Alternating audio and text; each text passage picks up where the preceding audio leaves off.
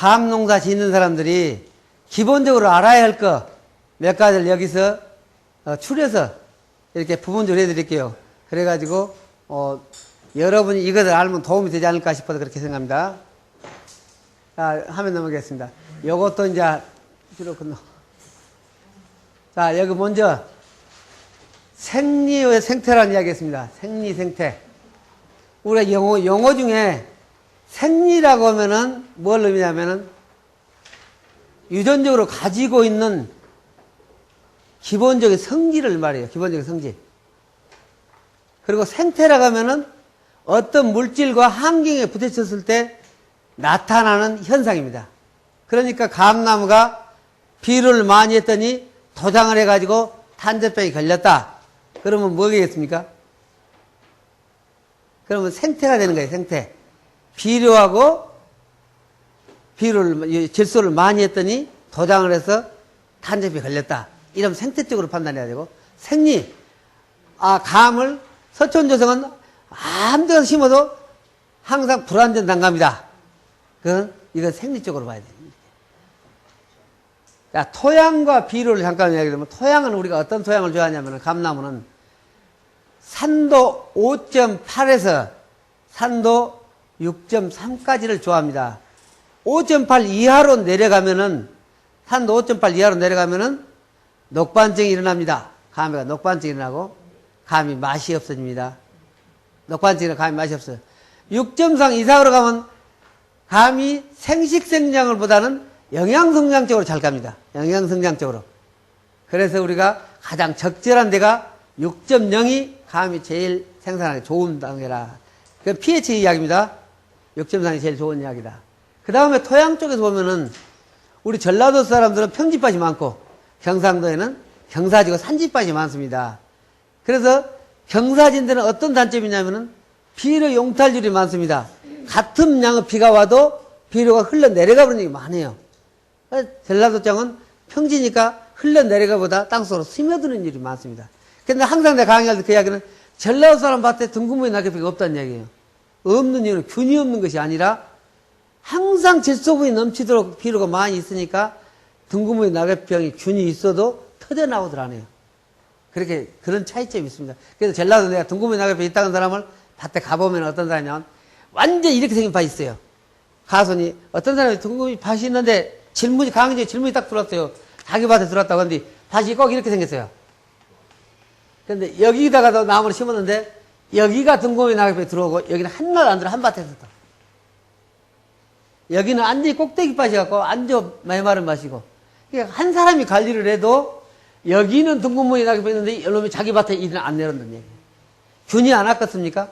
균은 다 있지만은 질소 성분이 여기는 높기 때문에 안 나타나는 것이죠.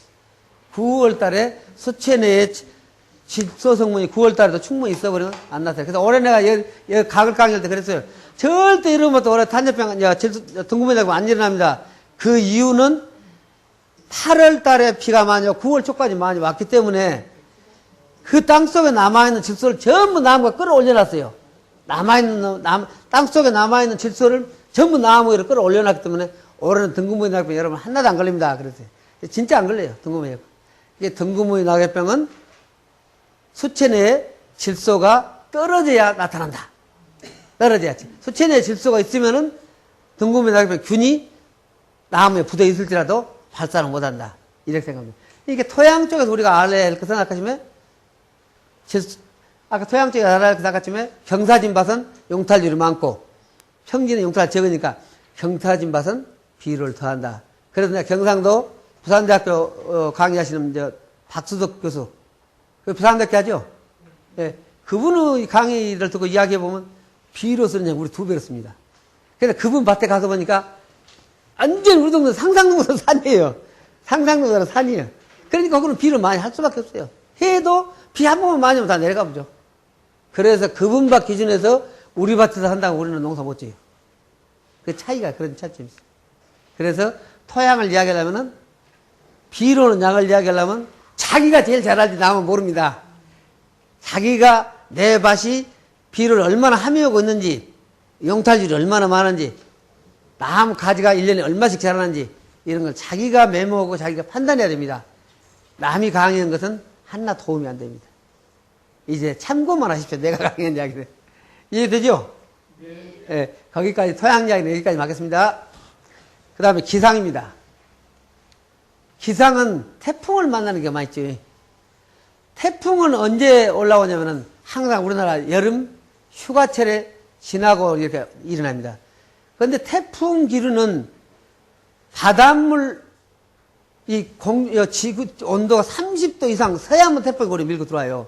그러니까 우리나라 올라오다가 일본으로 꺾이는 것은 중국 쪽에서 시원한 바람, 우리나라 북쪽에서 시원한 바람을 내려오면은 태풍 기류가 안 오고 일본을 꺾여요. 그러나 서해안이 아직도 온도가 30도 이상 유지를 해버리면 이제 8월, 그러니까 볼라뱀불처럼 그래보면 그리 올라서 서해안으로 올라와 버려요.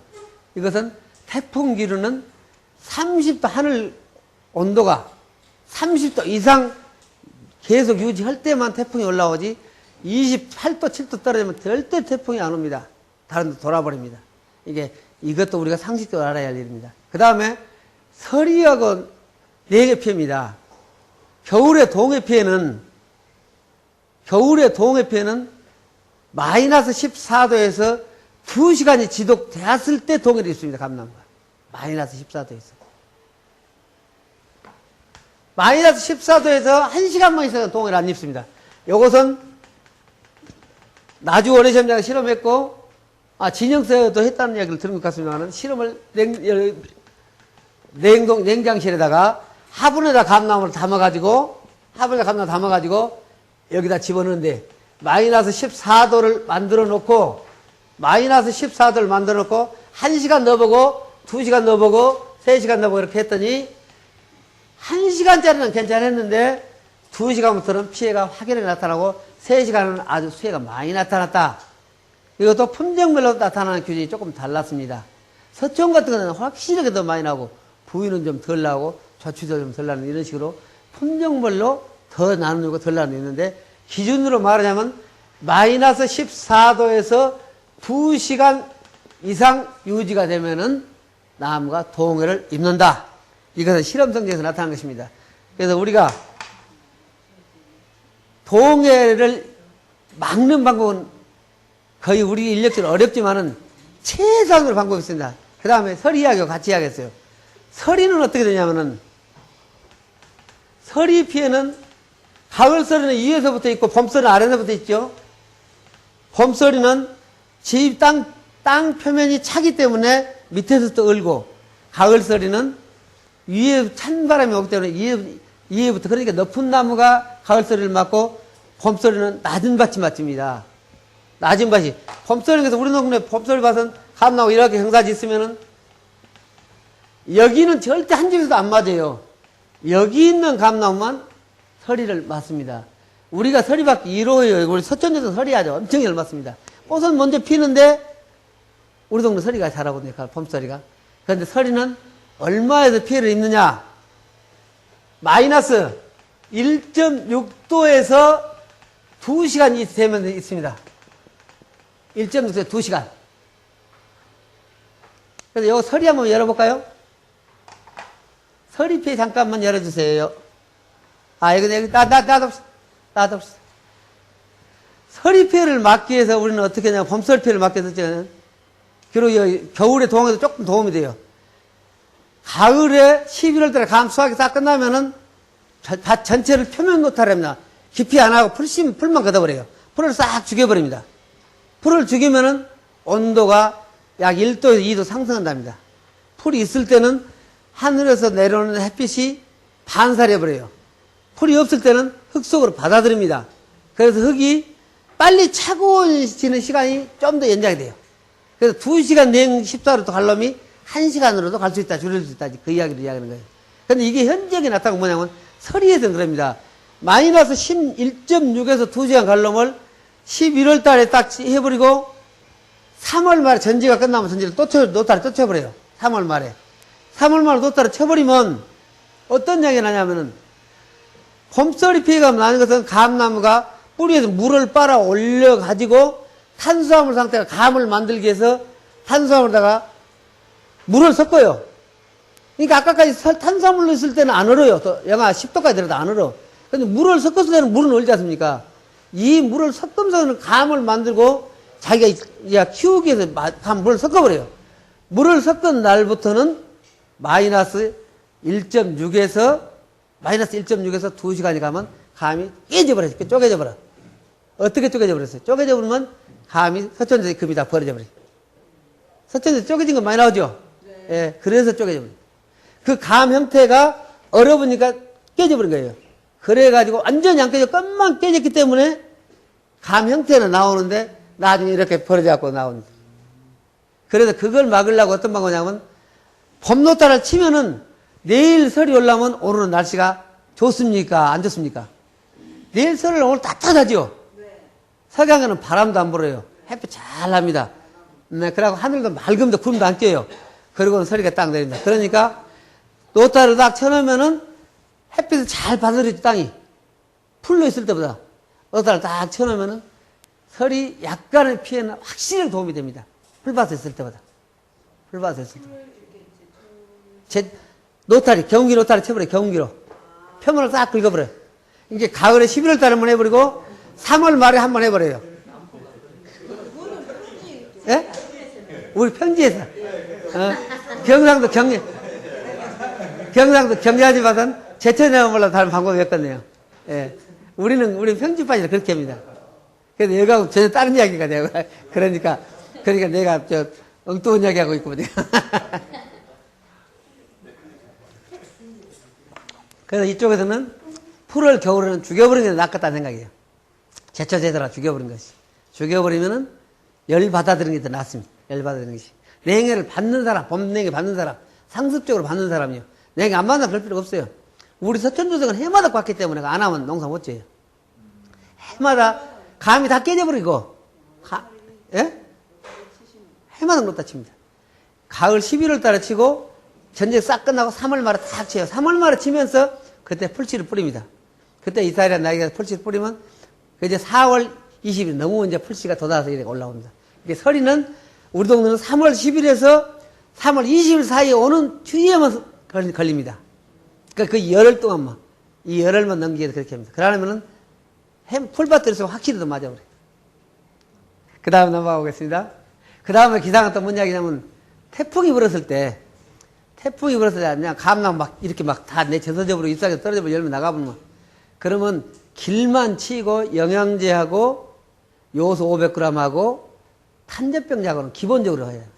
탄저병이 아니라 그냥 이행체면서 좋은 약을 기본적으로 10일 간격으로 계속 해줘야 됩니다. 그러면은 그 다음에 엄청 도움이 됩니다. 안 한 사람은 그 다음에 나무가 수확을 엄청 못하고, 작년에 우리 전라도 사람들은 거의 대부분과 수확을 못할 만큼 나무가 피해를 봤어요. 그러나 그렇게 한 사람은 감을 잘 땄어요. 그래서 그것이 태풍 이후에는 무관하고 그냥 이렇게 떡심 늘어져 가고 있는 것이 아니라 더 열심히 일을 해야 됩니다. 그래야 그 다음에 수확을 할 수 있다. 그 이야기입니다. 그 다음에 이제 병리는 병하고 해충 이야기, 농약, 해충까지 다 했죠, 옛날에. 농약 이야기 한번 더 이야기해 보면은, 화면 한번 띄워놓고 할까요? 수정에 대해서 먼저 이야기를 드리겠어요. 수정이 매개곤충인 벌이 다녀만 가도 수정이 되는 것으로 옛날에 알았어요. 그리고 꽃이 피는 날이 좋으면 수정이 잘 될 것으로 추정을 했어요.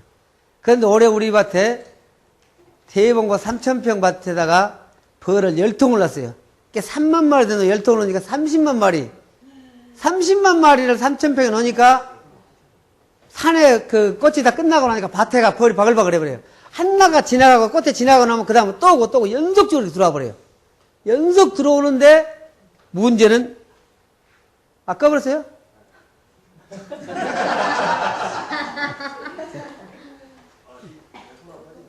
네. 그런데 연속적으로 들어오는데 그게 안 되는 거예요. 꽃 수정이 안 됐어. 왜 안 됐는가? 그 수정이 되려면은 꽃이 다녀가도 벌이 와서 수정을 시키고 가도 거기 주두에서 밑에 자방까지 내려가는 수정액을 갖고 내려가는 시간이 3시간이 걸린다고 했는데, 올해 우리 지역사는 이 온도가 28도까지 올라갔어요. 28도 올라가고 바람이 불었습니다. 그러면은 3시간 동안에 여기서 주뒤에서 자방까지 내려가는 시간이 3시간이 걸리는데 그게 못 내려가고 거기서 말라지는 형태를 났어요. 그래서 수정이 어떤 상황이 나냐면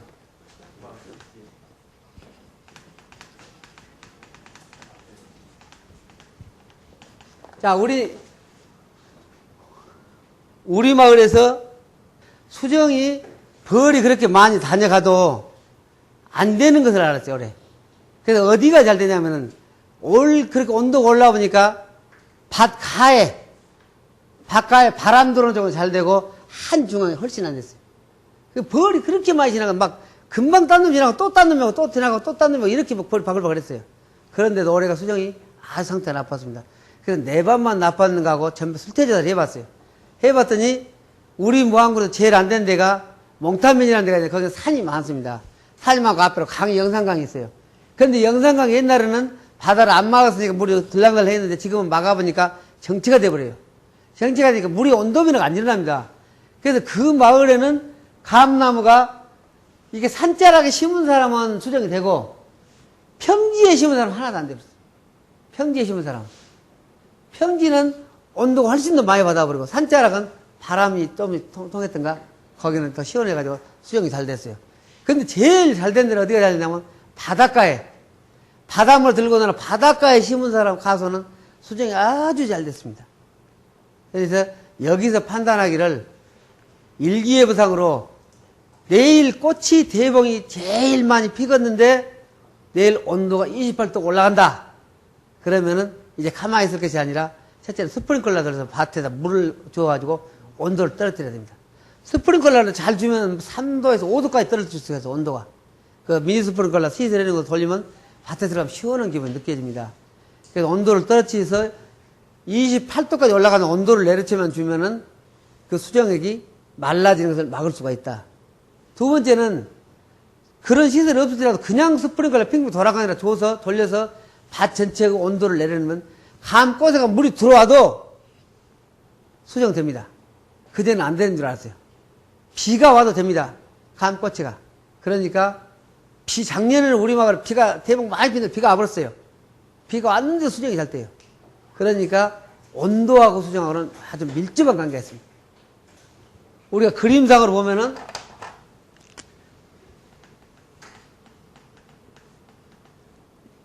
이렇게 감꽃이 있으면 감꽃 숫꽃을 여기다가 벌이 날라서 이렇게 숫꽃을 수정시키고 가도 이 주뒤에서 자방까지 내려오는 시간이 3시간인데 아침에 붙인 놈은 일찍 붙인 놈은 되지만은 이놈이 문을 10시경에 열은 놈은 수정을 벌이 아무리 많이 달아가도 오늘 날씨가 뜨겁기 때문에 수정 제액이 여기서 말라 삐뚤어져 그래.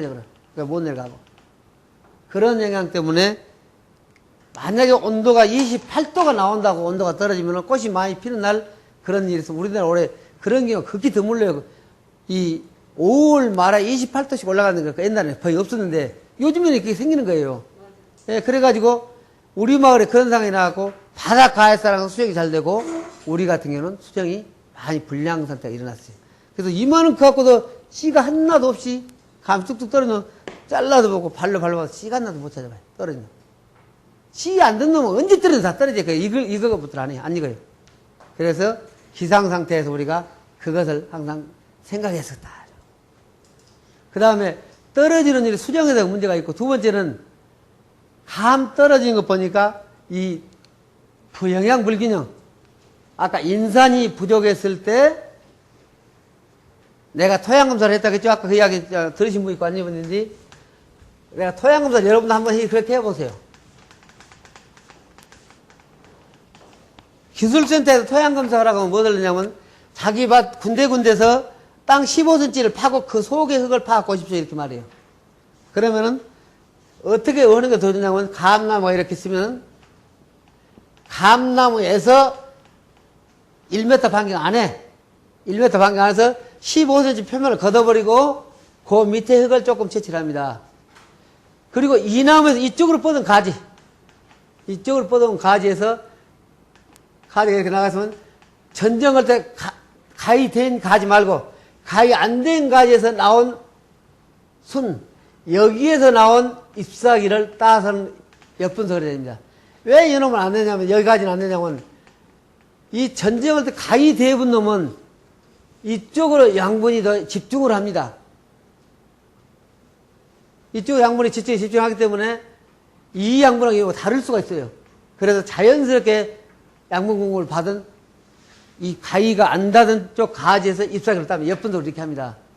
이놈 엿분석을 하고 이놈하고 분석을 해갖고 여기에 있는 비료 양분이 여기에 그대로 들어있으면 정상적인 것입니다. 더 잘하려면은 여기서 열매를 분석해야 돼, 열매. 있는 열매를, 그러니까 시기가 있어요. 시기가 7월 20일에 좋다겠어요. 7월 20일, 토양학자한테 물어보니까 왜 7월 20일 좋냐면 나무 양분이 가장 적절하게 공급하고 정체 상태로 들어갈 무렵이래요. 7월 20일경에 했습니다. 나도 7월 20일, 토양학자 그때 우리 직접 우리 농장에 와갖고 토양학자 손으로, 당신 손으로 잎사귀 따고 땅 파악고 해갖고 갔어요. 밭 여러 군데도 해갖고. 이래 7월 20일경에 이렇게 해갖고 더 주면 열매까지 하세요. 열매까지. 열매 속에 들어있는 양분하고 다 이렇게 분석을 합니다. 이 분석을 했을 때 만약에 이 땅 속에 들어있는 성분이 그대로 얘가 들어있다면 아주 좋은 거예요. 그런데 전혀 판이 달라요. 땅 속에는 우리가 농업기술센터에서 내가 토양검사한 것을 표를 갖다 주니 보면은 모든 것이 기준치 이상으로 있어가지고 아주 양호한 땅으로 나와 있어요. 좋은 땅으로. 그런데 엿분석에서는 미량요소하고 인산이 안 나왔습니다. 그래서 그때부터 내가 본격적으로 미량요소하고 인산을 살포를 해요. 그런데 살포를 우리가 복합비로 녹여갖고 살포하면 나무가 흡수를 절대 안 합니다. 우리가 그 개념을 비료 먼저 먹는 줄도 안 먹어요. 수용성 아닙니다. 복합비로 물 녹여갖고 나무에 살포하면 나무가 흡수할 때는 안 돼요. 그런데 우리가 쓰고 있는, 아까 내가 하베스트를 여러분한테 주문했었는데 거기에 들어있는 질소는 우리가 만든 질소가 틀립니다. 그래서 나무가 쬐까는 양을 줘도 흡수를 잘하는 거예요. 이게 제일 좋은 영양제는 첫째는 나무가 흡수를 해야 돼. 잘 먹어야 돼. 우리 아이한테, 갓난 아이한테 아무리 맛있는 고기 요리해서 줘도 지게 좋은 것은 젖이 엄마 젖이. 그러면 이유식이에요. 그러듯이 나무에도 똑같아요. 흡수를 못하면 안 돼요. 그래서 주로 내가 타이포를 써보고 그 다음에 하베스를 써보고 그리고 우리 지방에서 나오는 또 영양제 아주 좀 좋은 거 있어요. 써봤는데 역시 타이포와 하베스트는 아주 좋은 것이 흡수를 잘해요. 적은 양을 써도 흡수를 잘해요. 그리고 국내에 나오는 약들은 너무 가격이 비싸요. 국내에서 만든 것들은. 애국에서 온 게 오히려 싸고 흡수가 잘 되고. 그래서 내가 올해 이야기할 때 거의 타이포하고 하베스트를 많이 권장을 했습니다. 타이포 속에 들어있는 하베스트 속에 들어있는 인산은 감나무 흡수를 잘합니다. 흡수를 잘해요. 그래서 감이, 우리 감을 보면은 아까 대봉 말고 오베니가 그렇게 낙과가 많이 일어나는 놈이 그렇게 정상적으로 관리를 하고 나니까 낙과 하나도 안 하고 감이 단단한 상태로 수확을 할 수가 있어요. 색깔도 이쁘게도 전체가 똑같이 들어오고 색이 질소가 부족하면은 감은 정부에서부터 이겁니다. 감이 이렇게 있으면은 질소가 부족하면 여기서부터 익어요. 질소가 부족하면. 양분의 질소가 충분하면 전체 똑같이 색이 나옵니다. 질소가 너무 많으면은 전체 색이 늦게 나버려요. 그러니까 필요한 양이 어디냐 거기를 찾아야 돼요. 나는 그래서 많은 양을 절대 공급 안 하고 꼭 500g씩으로 이야기하면 어떤 사람은 2kg, 3kg 되게 해도 괜찮다고 하는 사람들이 있긴 있어요. 그건 그분들의 나름이 있겠지만은 나는 500g에다가 하베스트나 타이포 섞는 것이 아주 효과적이더라. 그러면 감 색도 전체가 똑같이 색을 냅니다. 부족하면 여기서부터 내요. 그런데 이 질소 부족하면 감이 연화가 더 빨리, 홍시가 더 빨리 됩니다. 질소 부족하면. 빨리 돼요. 그래서 후기에도 적정량의 질소와 인산은 아까 그 영양제 속에서는 잘 흡수가 되고 미량에서도 흡수가 잘 됩니다. 내가 아까쯤에 땅에다 뿌려주는 복합비료가 불용화되는 것, 그전에도 이야기했죠. 인산 속에 들어있는 광물질이 15일이 넘으면 미량에서 철분하고 광물질하고 물하고서 섞어놓으면 콩뿌리가 돼야 한다고. 땅 속에서 굳어져 버린다고. 그래서 그것을 절대 해서는, 그래서 표면에다가 테이프 살포하는 것하고 복합비료 살포하는 것을 나는 권장을 안 합니다. 여러분들은 내 입장에서는 그렇게 하더라고 이렇게 알고 계시면 됩니다.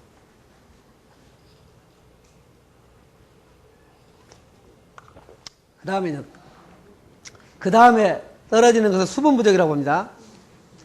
자, 수분 부족은 올해는 대체로 가을비가 많이 와서 다 수분이 충분합니다. 근데 어떤 애는 9월달에 엄청 가물 때가 있어요. 가물면은 감이 많이 낚아가요. 대봉 같은 건 많이 낚아가고. 그리고 부유도 맛이 뚝 떨어집니다. 너무 가물나도. 그런데 수분 부족이 일어나면은 감이 역류로 들어가, 그 말이에요. 이것은 학자들이 검사해본 것은 감에 있는 수분을 ip사귀로 역류로 오고 나면 일주일 이내에 낚아를 시작한다. 낚아를 시작해요. 그러니까 ip사귀가 이렇게 해서 안쪽으로 숙인 것은 수분 부족이 아닌데 뒤로 벌쳐버린 것은 수분 부족이 일어나는 거죠. 감 ip사귀가 안으로 숙인 것은 수분 부족이 아니에요. 뒤로 벌친 것은 수분 부족이에요. 뒤로 벌쳐버린 놈은 이 열매에 있는 수분을 이 아불 역류가 있고, 그렇게 되면 대봉 같은 것은 완전히 낚아를 할 확률이 많습니다. 부유는 낚아가 잘 안 되는 것이 덜하지만은 우리가 대봉 가진 분들은 그렇게 이해해야 됩니다. 우리 전라도는 대봉이 많으니까 대봉 얘기를 찾습니다. 자, 이 세 가지가 떨어지는데 주 요인이니까 그걸 개발하면은 거의 땡 떨어진 것을 막습니다. 그래서 우리와 돈 사람들이 감 요즘은 좀 이제 커가지고 막 철사하고 다 누워있으니까 좀 잘했다고 볼만하다고 한다 그런 사람들이 많이 있는데, 우리는 물 주는 시설이 아주 좋고, 보시다시피 언제니 물 주는 시설이 좋고, 또 밀양요소를 내가 적절하게 공급을 하고 있고, 대신 어떻게 보면 남 잎사귀는 드문드문 있는 것 같은데 감은 많이 있어요. 그러니까 감 잎사귀 쏘고 감 쏘고 같으면 더 좋겠다겠어요, 내가. 근데 그래서 줄기를 많이 키울 것이 아니라 영양성장을 빨리 멈추고 생식으로 돌아가는 것이 감 키우는 데는 더 좋은 것이다. 가지가 많다는 것은 영양성장을 많이 했다는 것입니다. 자, 넘어가 보겠습니다. 아까 본 사진들 다시 올려놨어요. 이렇게 가지가 드문드문 잎사귀수가 적어도 이놈이 가을 되니까 감이 꽉 차게 보이더라고요. 이랬을 때, 이 상황이 왔을 때, 그 다음날 바로 길만 치고 영양제하고, 요소하고 영양제하고 이렇게 탄저병약, 그것을 열흘 간격으로 쭉 했더니 엄청 도움이 되더라. 이들 놔둔 사람은 그 다음에 수확을 거의 못했어요. 이들 놔둔 사람들 거의 수확을 못했습니다. 그런 차이가 있었습니다.